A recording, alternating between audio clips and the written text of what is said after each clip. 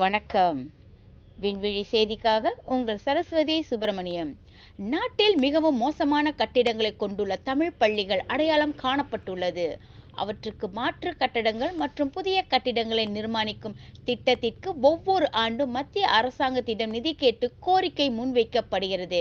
அதேபோல் எதிர்வரும் 2025ஆம் ஆண்டு பட்ஜெட்டில் அத்திட்டத்திற்கு 61 மில்லியன் ரிங்கிட் கேட்டு கோரிக்கை விடுக்கப்பட்டுள்ளது என மலேசிய தமிழ் பள்ளியின் தேசிய மேலாளர் வாரிய தலைமைச் செயலாளர் சுப்பிரமணியன் ராகவன் கூறினார்.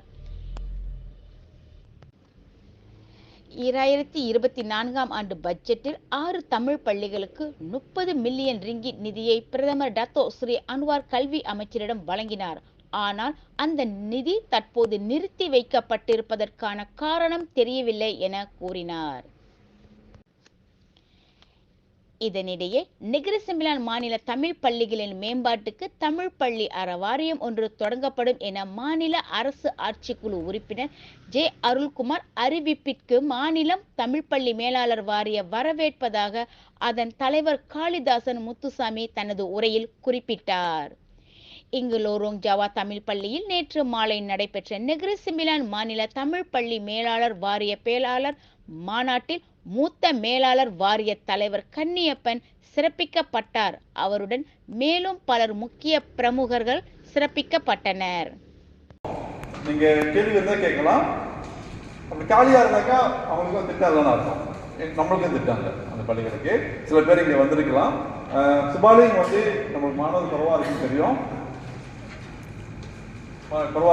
பட் இருப்பினும் அவங்களுக்கு எந்த திட்டமும் நம்ம இது வரைக்கும் இல்லை. மிடில்டன் ஐயா பல மேம்பாடுகள் செய்திருக்காரு. பட் அவங்களுக்கும் ஒரு தூர இது அவங்களுக்கும் நம்ம ஆய்வு செய்தாகணும். ஜெராம்பாடாங்க நமக்கு திட்டம் கிடையாது. ஜெராம்பாடா ஒரு காலத்தில் ஒரு பெரிய பள்ளி இல்லைங்களா ஐயா, இன்னைக்கு 29 மாணவர்கள் தான் இருக்காங்க.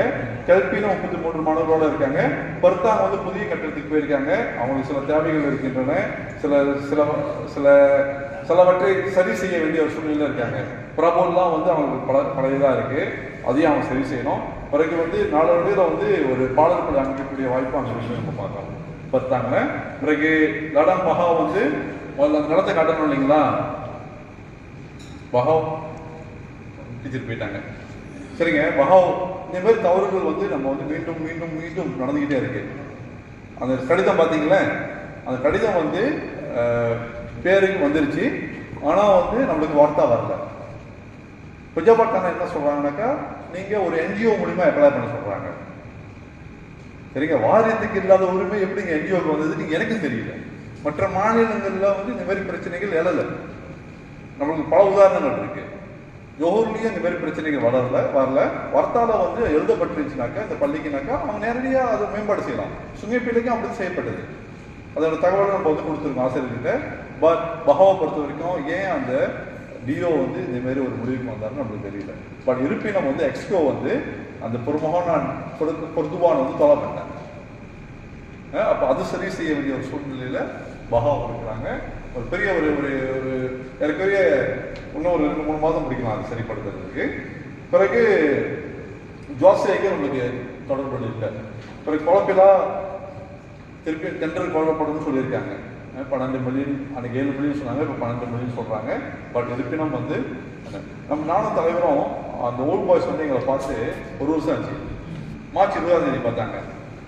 சரிங்களா, அப்போ அதுக்கு வேண்டிய வேலையை நம்ம செய்து கொடுத்தோம். ஆனால் அந்த கேள்வியும் அந்த கடிதமே போய் சேரல. இப்போ இந்த மாதிரி நம்ம மெனக்கெட்டு அதை வேலை செஞ்சு கொடுக்கணுனாக்கா நீங்களும் அதுக்கான அக்கறையை நீங்கள் ஈடுபடணும். பிறகு நடந்து வந்துட்டு பிரெட் ரோல் சோபத்தம் செஞ்சோன்னா